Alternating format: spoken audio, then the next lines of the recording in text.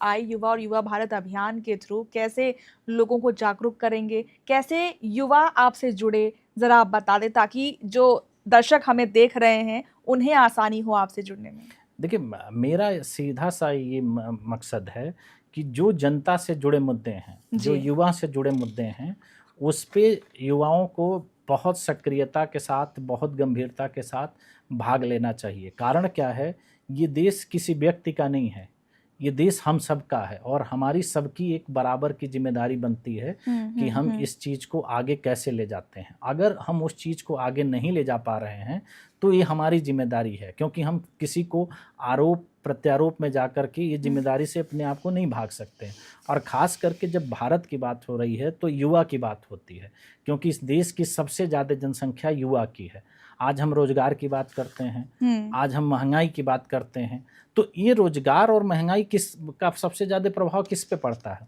युवा के ऊपर पड़ता है और वही युवा नीति निर्धारण में अगर शामिल नहीं हो पा रहा है, तो वो इसकी लड़ाई कैसे लड़ेगा? हुँ, वो हुँ, इस हुँ। समस्या से बाहर कैसे निकल पाएगा? आज बात होती है कि रोज़गार के नाम पर के कि परीक्षाएँ होती हैं और उसमें करप्शन हो गया, बिल्कुल। पेपर लीक हो गए और उसका सबसे ज़्यादा परिणाम किसको भुगतना पड़ रहा है? युवा को भुगतना पड़ रहा है।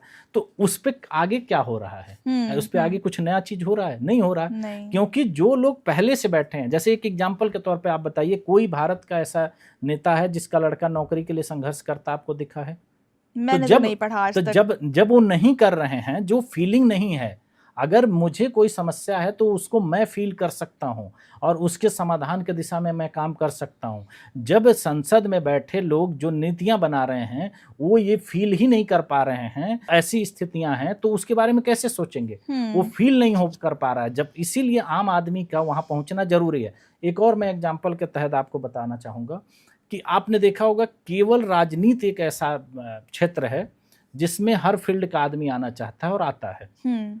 कोई भी आप इस देश में कोई फील्ड नहीं बता सकते हैं कि जिसमें जो लोग पीसीबी, मैथ्स, कॉमर्स कुछ नहीं चलेगा। सब हर कोई आ सकता हर है। लोग आते हैं जी।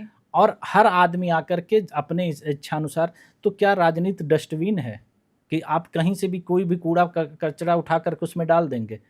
कोई भी व्यक्ति अपना करियर छोड़ के लेकिन राजनीति में आया नहीं, नहीं, है? नहीं, मेरे हिसाब से जिसका इंटरेस्ट है पॉलिटिक्स में, इसकी कोई स्पेस नहीं होती नहीं, मैं या फिर उस मैं बात का नहीं हाँ कह जी। रहा हूँ। देखिए, हुँ, मेरा तर्क ये है हुँ, कि अगर जैसे आप पत्रकारिता में हैं, हुँ, तो आपका इंटरेस्ट है पॉलिटिक्स में तो आइए। हुँ, लेकिन अगर पत्रकारिता में आपका करियर खत्म हो जाता है हुँ। और आप ऑप्शन के रूप में पॉलिटिक्स में आ जाते हैं और पॉलिटिक्स आपको कई एक्सेप्ट सारे कैसे लेते एक्टर्स हैं? आते हैं, मैं कई यही सारे कहना चाह रहा हूँ डॉक्टर्स ना, आते हैं। इसका ये मतलब है ना कि जी। जो लोग अपने फील्ड में रिटायर हो चुके हैं, जिनका अपने फील्ड में अब कोई स्कोप नहीं बचा है, वो राजनीति में कैसे आकर के कर लेते हैं? हर फील्ड का एक सिद्धांत होता है ना, हर फील्ड में जी, काम करने बिल्कुल, का एक तरीका बिल्कुल, होता है। बिल्कुल। क्रिकेटर है, रिटायर हो गया, वो राजनीति में आ गया। फ़िल्म स्टार है, उनकी फ़िल्में नहीं चल रही, वो राजनीति में आ गए। अलग-अलग फ़ील्ड के लोग जिनका अपने जगह काम नहीं चल रहा, तो आप उन लोगों को के साथ राजनीति करना चाह रहे हैं ना, जो अपने फ़ील्ड से रिटायर हो चुके हैं, अपने फ़ील्ड से बाहर चले गए हैं। आप अपने युवाओं को क्यों नहीं मौका दे रहे हैं कि जो फुल टाइम उस काम को करने के लिए तैयार हैं? भई आज एक बात बताइए, हर चीज़ में एक एक्सपीरियंस होता है। कोई भी व्यक्ति अगर 25 साल की उम्र में सांसद बनता है और 50 साल की उम्र में जा कर के वो मुख्यमंत्री और प्रधानमंत्री बनेगा तो उसके पास 50-25 साल का एक्सपीरियंस होगा। लेकिन कोई भी आदमी अगर 60 साल की उम्र के बाद रिटायर होने के बाद अगर वो पॉलिटिक्स में आता है, तो उसका पॉलिटिक्स एक्सपीरियंस क्या है? वो तो उसका एक्सपीरियंस कुछ नहीं हुआ। सही तो बात है। जब हम इस प्रणाली को करेंगे तो हर ताकतवर व्यक्ति पॉलिटिक्स में आएगा। वो लोग पॉलिटिक्स में कैसे आ जा रहे हैं? अपनी फ़ेम की वजह से, अपने पैसे की वजह से और सीधे एंट्री कर ले रहे हैं।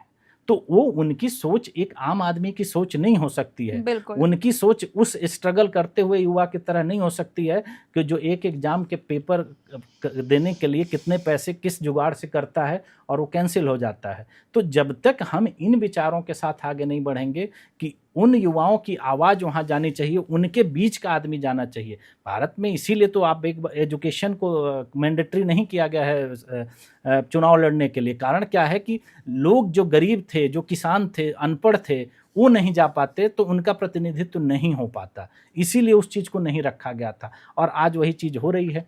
आप एज लिमिट आपने देखा होगा कि कोई है ही नहीं, रिटायरमेंट की कोई लिमिट ही नहीं है। तो युवाओं को जब मौका ही नहीं दिया जाएगा, युवा आगे नहीं आएगा, तो देश का लोकतंत्र कैसे आगे बढ़ेगा? क्योंकि महात्मा गांधी ने कहा था ना कि लाए हैं तूफान से किश्ती निकाल के, इस देश को रखना बच्चों संभाल के। तो बच्चे को बेचारों को उसको मौका ही नहीं दिया जा रहा है, उन्हीं का तो सबसे ज्यादा शोषण किया जा रहा है। तो मेरा ये मानना है कि जो आज का युवा है वो लोकतंत्र को समझे, और लोकतंत्र के पीछे जो छुपी हुई साजिशें हैं जो एक तरह से दिखाई नहीं दे रही हैं, उनको वो समझे कि किस योजना को किस तरीके से लागू किया जा रहा है, उसके लिए किन लोगों के लिए प्लेटफॉर्म तैयार किया जा रहा है। जो डिलिमिटेशन के माध्यम से लोकतंत्र को परिवारवाद में बदलने के लिए जो साजिश चली गई, जो आज सफल है, तो उसी तरह की जो योजनाएं अंदर से चलाई जा रही हैं कुछ व्यक्ति विशेष के लिए, कुछ परिवार विशेष को, उसको समझना पड़ेगा। वो केवल अंधभक्त बनकर आंखों पर पट्टी बांध करके किसी राजनीतिक दल के तरफ से बोलने की उसको जरूरत नहीं है। उसको सही को सही बोलना पड़ेगा, गलत को गलत बोलना पड़ेगा, जागरूक होना पड़ेगा। और जब तक वो जागरूक नहीं होगा तब तक ये चीजें नहीं होंगी। तो मेरा ये है कि युवा को डिलिमिटेशन पे मुखर होकर के बात करनी चाहिए। जिस भी पार्टी का है, वो कार्यकर्ता हो, स्टूडेंट हो, जॉब में हो, कहीं पे भी, वो सवाल तो पूछे डिलिमिटेशन पे रोक क्यों लगाई गई।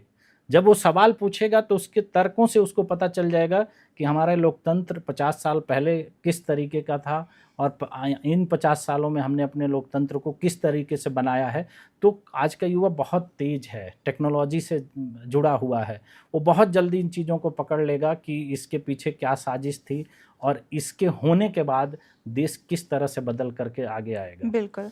बहुत बहुत धन्यवाद आपका हमारे इस पॉडकास्ट में जुड़ने के लिए और इतने जटिल विषय को इतनी सरलता से, इतनी आसानी से बताने के लिए।